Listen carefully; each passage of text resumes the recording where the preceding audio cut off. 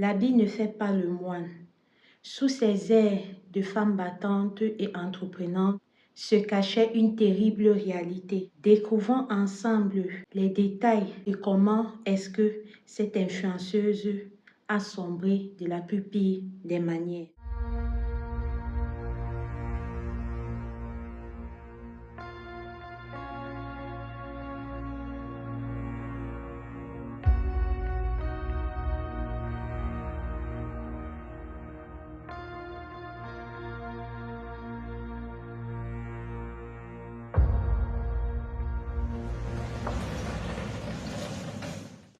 Âgée de 32 ans et d'origine tanzanienne, cette influenceuse nommée Nicole a été arrêtée alors qu'elle s'apprêtait à quitter le pays.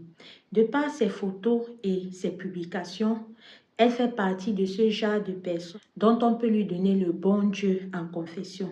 Mais cependant, la réalité dans laquelle elle vivait, la réalité sur la manière par laquelle elle obtenait les fonds afin de vendre le rêve aux jeunes sur les réseaux sociaux, afin d'entretenir son mode de vie qui se faisait voir à travers ses publications était plus que douteux.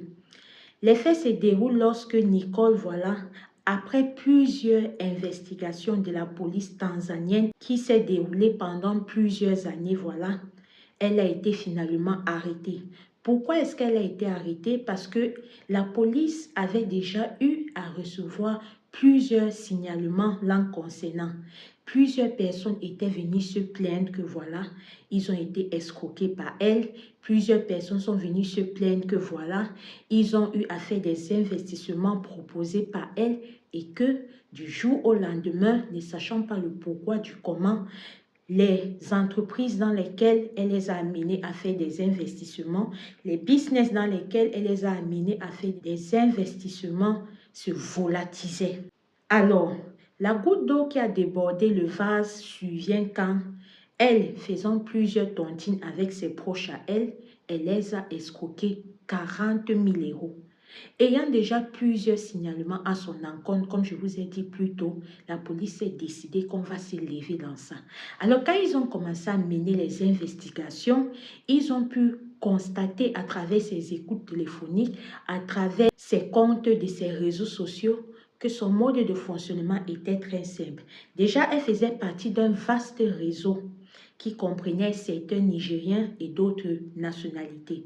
Alors, son rôle dans ce réseau-là était le côté image. En quelque sorte, c'est elle qu'on a décidé de façonner pour mettre au devant de la scène et à travers son façonnement, elle pouvait appâter facilement de nouvelles victimes.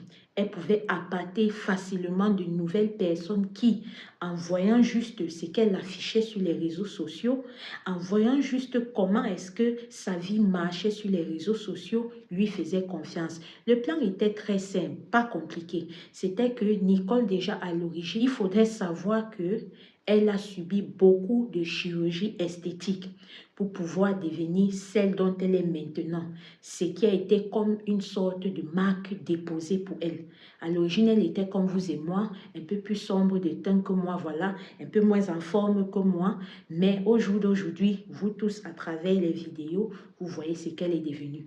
Donc, quand on a façonné son image comme ça, c'est ainsi que, à travers son luxe, son train de vie et tout qu'elle affichait, quand elle repérait parmi ses abonnés ou alors des hommes qui venaient lui faire la cour, quand elle repérait celui-là qui était un porteur, elle venait vers toi, vous entamez la conversation et tout et tout. En quelque sorte, elle te faisait les TAP, les techniques d'approche, les appels de balles. Alors, quand tu mordais à la maison maintenant, quand elle comprenait que tu es dans son affaire, que tu es dans son mouvement là, c'est comme ça qu'elle s'essaie de ses formes et tout, te fait comprendre que il y a tel business comme ça, moi je fais ça et tout, pour t'amener à investir une certaine somme d'argent, somme que vous l'auriez compris par le passé. Du jour au lendemain, ils ne savaient pas où ça partait, les entreprises fictives n'existaient plus et tout. Et je vous assure que la fille se sentait tellement à l'aise dans leur réseau là parce que elle, tous les jours, les gens se plaignaient, mais tous les jours, elle parvenait à appâter de nouvelles personnes. C'est à croire que dans ce système-là, il y avait vraiment des gens Vous l'auriez compris, voilà. Sauf que comme on dit toujours, toute chose a un début. Du 1er au 30, tu peux faire quelque chose, mais le 31, là, ça racle tout. Et comme on dit, 99 jours pour le voleur, un seul jour pour le grand patron. Donc, comme je vous ai dit tantôt, les 40 000 € qu'elle avait escroqués à ses proches avec qui elle faisait la tontine, là, c'est m'a dit que on va te montrer. Et c'est là où vous comprenez que ces proches-là n'étaient pas de simples proches. Ça devait être des proches qui savaient son business. Ça devait être des proches qui savaient dans quoi est-ce qu'elle faisait. Parce que notons que, au vu et aux yeux de tous, elle se présentait comme une là qui avait fait le commerce et avait prospéré dans la vente des perruques, dans la vente des produits cosmétiques, dans la confection des perruques, des produits pour le corps et tout et tout. Alors que ce que Nicole faisait, c'est ce que je vous ai expliqué un peu plus tôt.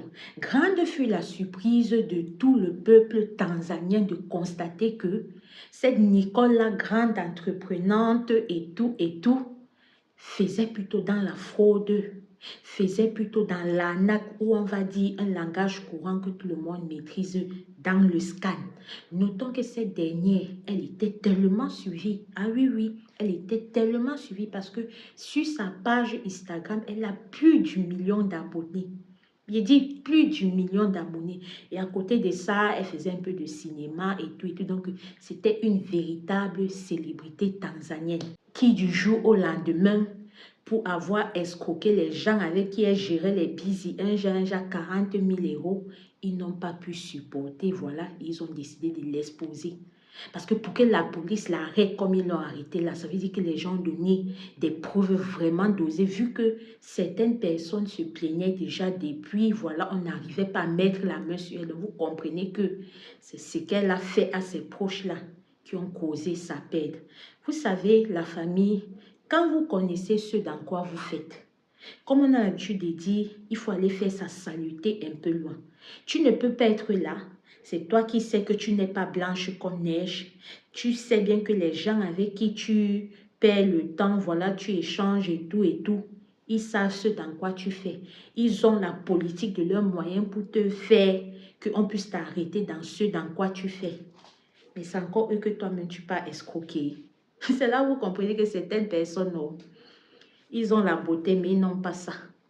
Sinon, même un enfant de la maternelle, on n'a pas expliqué que quand tu fais comme ça, fais comme ça, fais comme ça, fais comme ça.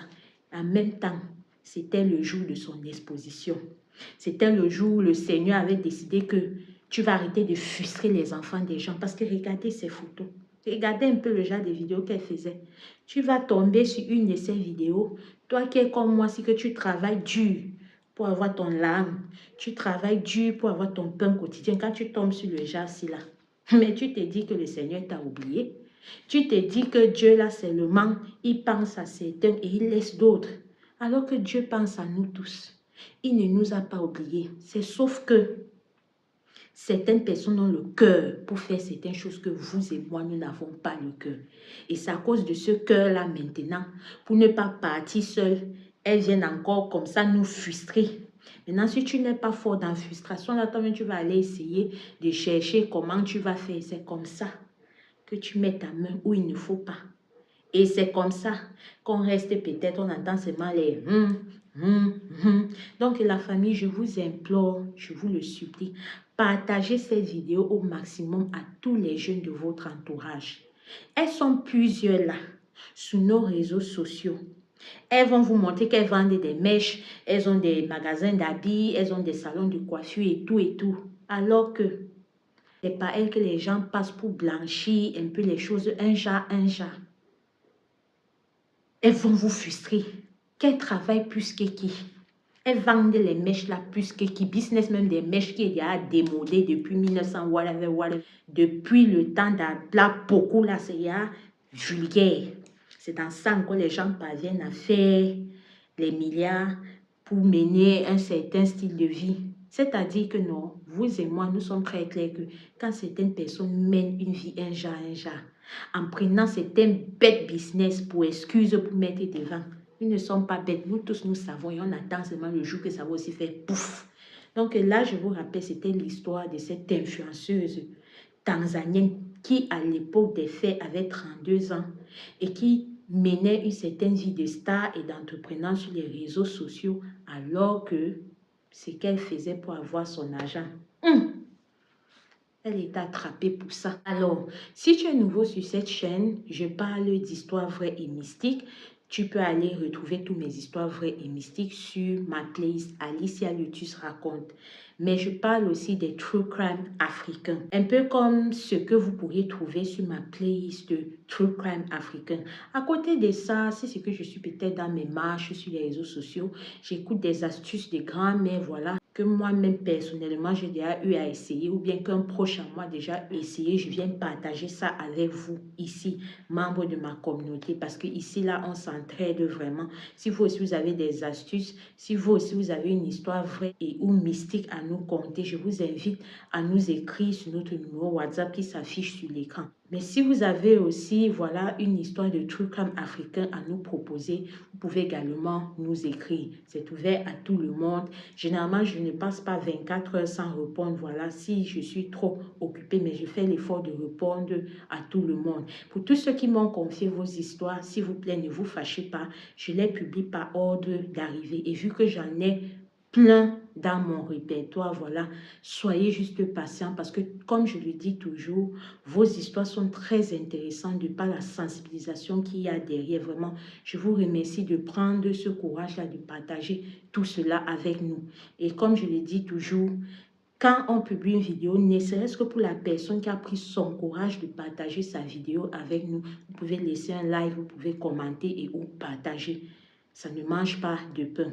Alors, quant à moi, je vous dis un bonjour ou un bonsoir en fonction de votre fuseau horaire et je m'arrête là.